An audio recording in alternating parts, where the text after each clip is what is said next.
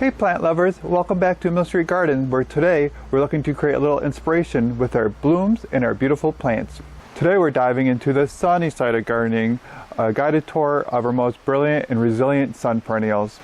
Whether you're a seasoned green thumb or you're just planting your roots for the very first time, this is your chance to discover the color, texture, and life these beauties can bring into your garden. So grab those gardening gloves and get ready to dig into some of these beautiful sun perennials. So we're going to start in the middle of our nursery today. As you can see, down the middle of the nursery is all of our sun perennials. And on the side, we have our shade perennials. And we're going to start today in the C section with our coreopsis, with this beautiful, low-growing native coreopsis called Nana. Isn't that super beautiful? We have this one planted out in our showcase garden, and it's kind of a ground cover, so it'll create a nice mound, a low growing mound. So you want to plant it in the front of your garden, and it shoots up these beautiful flowers for quite a long time. And next to it we have a couple different types of coreopsises. I believe all these are native to the United States or native to the Americas, the coreopsis. But you got different types of texture. So we got the Z-grab coreopsis, which has a feathery texture and blooms a little bit later. So these are two plants you can even plant together because you get a staggered bloom time and staggered texture. And then we also have our rose coreopsis, which has beautiful pink flowers on it. And this is Coreopsis rosea American Dream. This one, if you want a plant that will spread and act like a ground cover or just kind of take over area, this is a good one. The rest of these don't spread. We have just one of the nepeta, which is kind of like catmint, and these get beautiful purple blooms on them, and they have a bluish foliage. We're going to kind of skip over that because we only got one of them left. We got a selection of geraniums. We have geranium roseanne in production right now. But right now we have the New Hampshire purple. The New Hampshire purple geranium grows full sun to part shade, gets to a height of 12 to 18 inches. So another low growing perennial starting to bloom right now. And then we have the geranium carmina, which gets these beautiful blooms on them. And the geranium carmina, when you go like this, has a nice scent to it.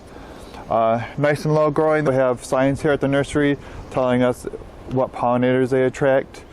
So these attract bees and butterflies. And the coreopsis over here do the same, bees and butterflies.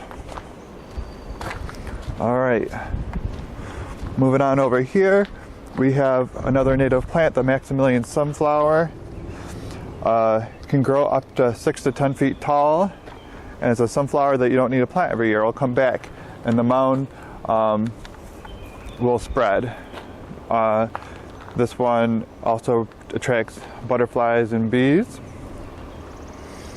Right here we have our bearded iris. This one is Presby's crown jewel, and we also have one that's not blooming yet, has yellow blooms on it, harvest of memories. And both these varieties of irises are reblooming. Something to note about them is they add a nice texture in the garden with their leaves as well. So they have kind of a bluish hue and they're spiky. So if you pair this up with just like regular leaves, this is a nice contrast to add some texture into your garden. But yeah, these blooms are so beautiful. We got some daylilies not blooming yet, some Shasta daisies. So a lot of the stuff when you come to the nursery right now isn't in bloom, but that's good because you can plant them now for blooms later during the season. To think about, just don't buy stuff that blooms in the spring, because then you'll have a big show in the spring, and then for the rest of the year you're not going to have anything blooming in your garden. All right, some oriental daisies are looking really nice. We got a pink one and a white one, and these got like huge flowers on them. These are good for the middle or back of the border because they get a little bit tall, like 3 feet tall. And another tall native cultivar is the beard tongue mystica, which gets a white flower on it. And this is nice because it has like a reddish foliage. So another way to add a difference of color into your garden. Oh, I'm sorry. So these ones attract hummingbirds and butterflies as well as bees. So it's a really good plant. Anytime we have the trifecta, all 4 of these on here, it's a plant that attracts a lot of pollinators and it's native. We have a selection of garden phlox. So these garden phloxes are improved cultivars. So they kind of bloom for a very long time once they get blooming. They just seem to just keep on throwing out new blooms, and they're also powdery mildew resistant. So a nice plant that throws up beautiful flowers. It says mid to late summer. Attracts hummingbirds and butterflies. Of course, we have our Pecora aria, a native plant. This is a semi-aggressive ground cover that produces these flowers in the spring that are really beautiful. Got a nice stand planted right there if you can see it in the distance. So when they're done blooming, see how they're starting to set seed? I'm going to chop these stalks down to the base, and then we'll be left with this really pretty semi-evergreen foliage. Drops of Jupiter oregano, contrast color, beautiful blooms, and attracts lots of bees when it's blooming. Peonies, we got a couple different types. We got a red one, we got pink one, we got white one. And peonies produce the big fluffy flowers. We just got a couple of these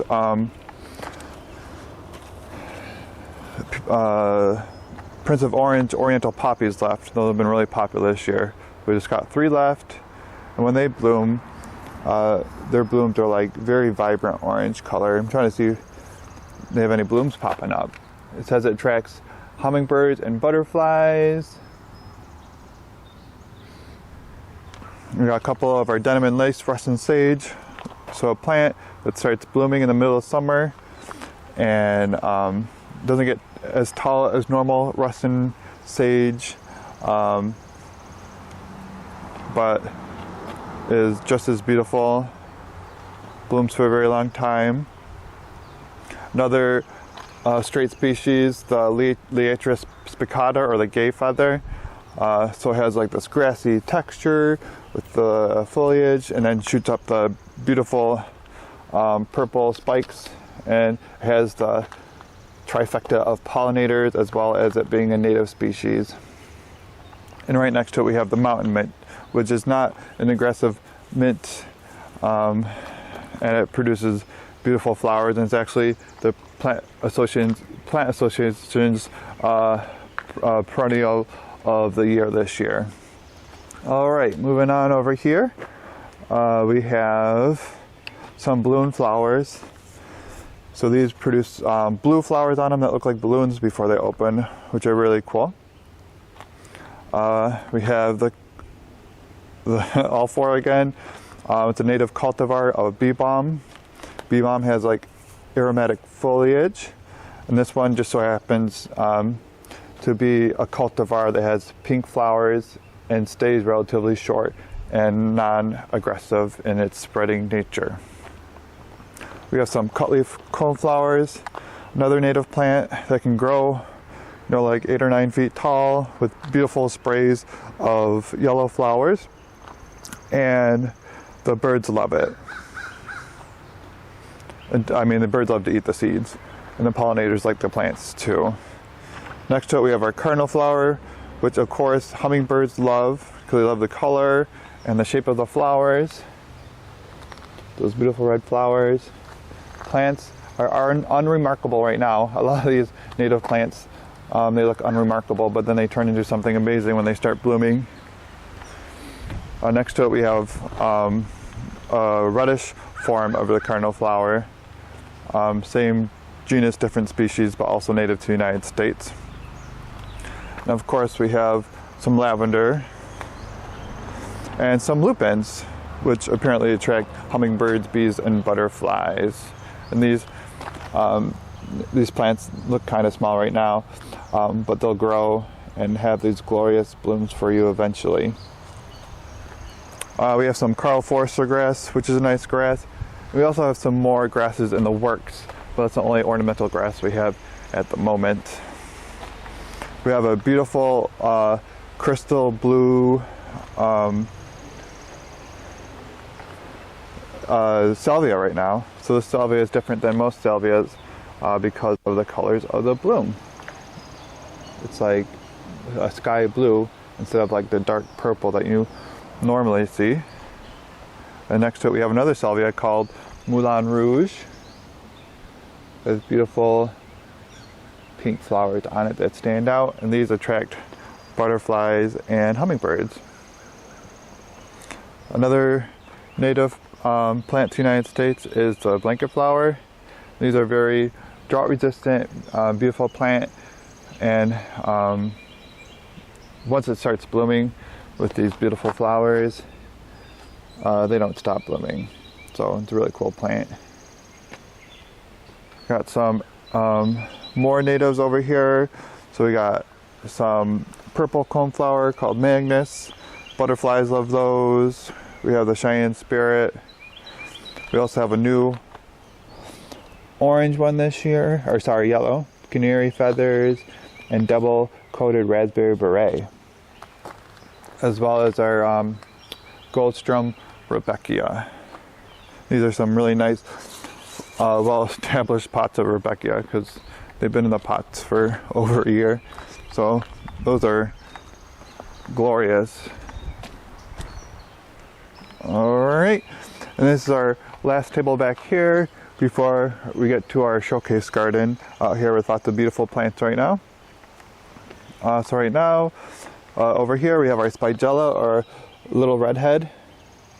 Attracts hummingbirds, good for full sun to part shade. Then we got some sedums over here. So lots of different colors of sedums to add to your garden, to add different colors and texture. So this is a standard one with like the bluish leaf, and it gets the pinkish flowers. And then we have night embers. It's a beautiful sedum, and all these love full sun.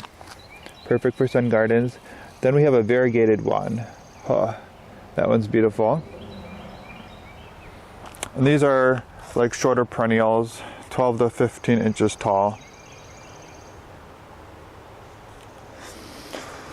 We have a ground cover sedum right here, the gold moss sedum. So you'll plant that, and then it'll start to spread as a ground cover. And it does flower and it does seed, so it spreads just by spreading and rooting in, but also by seed. We have some really nice hens and chicks. Look at this one right here. Oh, it's huge. But it's starting to send out some little babies, I notice. That's cool. These are fun to stick in pots or to have in your garden. And they just keep on making more and more. So all of them are just a little bit different from each other. A couple ground covers over here. We have the creeping thyme. Got a tray of that left, and we also got some creeping jenny, which spreads pretty fast. I don't know if you can see it in the middle right there. The creeping jenny is trying to take over that space.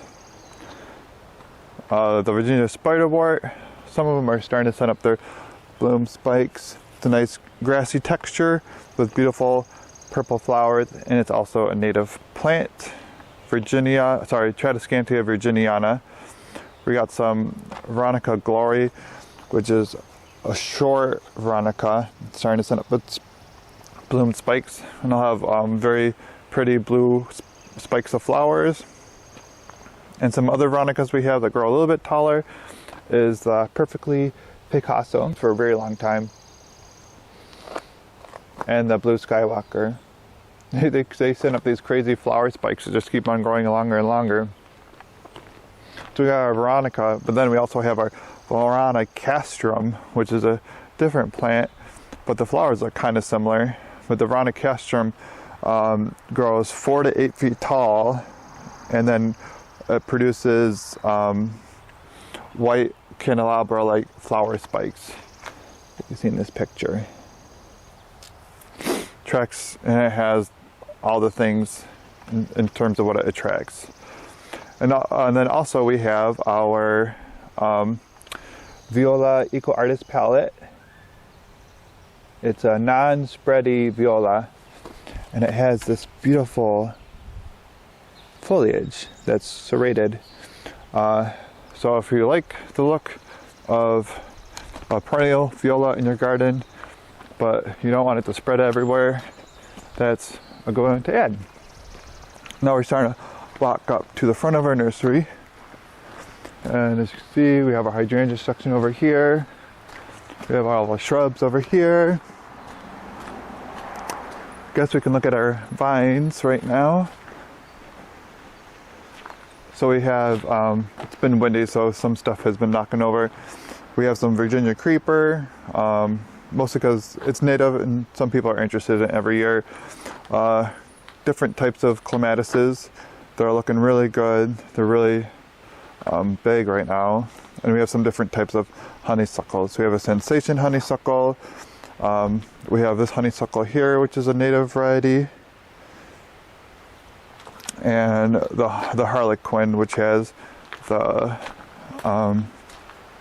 variegated foliage, which is really pretty. In our edible section, so we got tomatoes, peppers, and lots of different types of edible berries and stuff.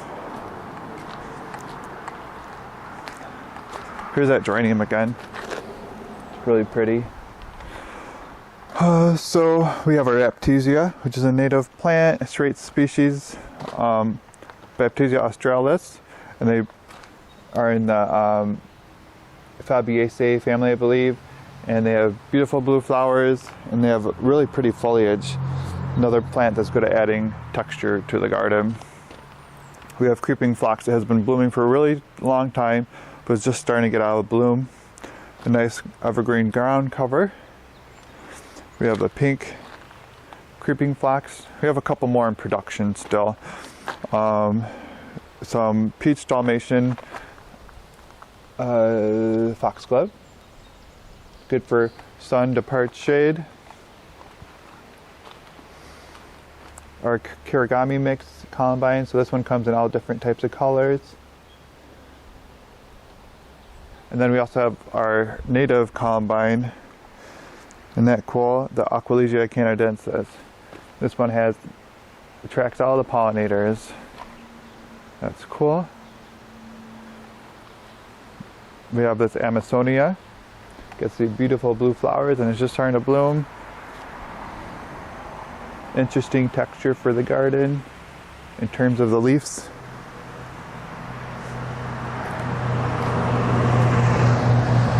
Over here we have ornamental onions, the millennium onions. Those are really pretty to add to your garden. We have some hollyhocks.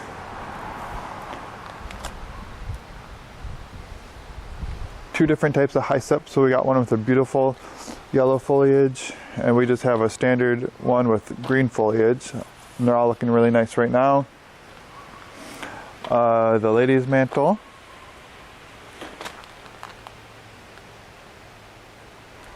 Good for sun or shade, the lady's mantle.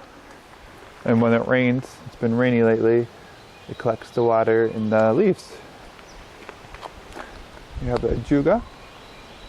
So we got 3 different types: the bronze beauty, the burgundy glow, and the chocolate chip.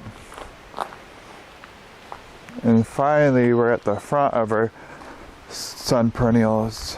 So we have the swamp milkweed, which gets beautiful pink flowers on it. We got the regular orange milkweed, which gets beautiful orange flowers on it. Native and attracts lots of things. We have bone set, which gets white flowers on it. Another native plant. I think the foliage on it's really cool.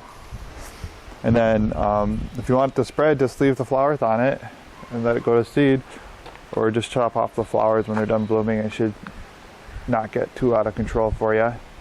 We got our very pretty coral colored dianthus, and then we got very beautiful yellow yarrow. This one's nice because it doesn't spread, it just stays in a clump. And this one doesn't spread either. The firefly peach sky makes a very peachy, beautiful flower. And we got some more yarrow, some of the native ones that are in production right now, that we grew from seed this winter. So the Achillea, or the yellow yarrow millefolium, which has a white flower, and we'll also have a cultivar with a pink flower sometime during the season. So anyways, that was a rundown of all the sun perennials that we have in our nursery right now. Lots of them are in bloom right now. Lots of them won't bloom for a while, but that's a good thing, like I said earlier, because then you'll have some plants that will bloom for you later in the year. So when you come down to the nursery, think about colors of flowers and different textures in terms of leaf shape and color, just to add some variety and different types of things to your garden. So if you have any questions or comments, leave them in the comment section below. And if you're local to us, make sure you stop by and say hi. And have a great day. Thank you for watching.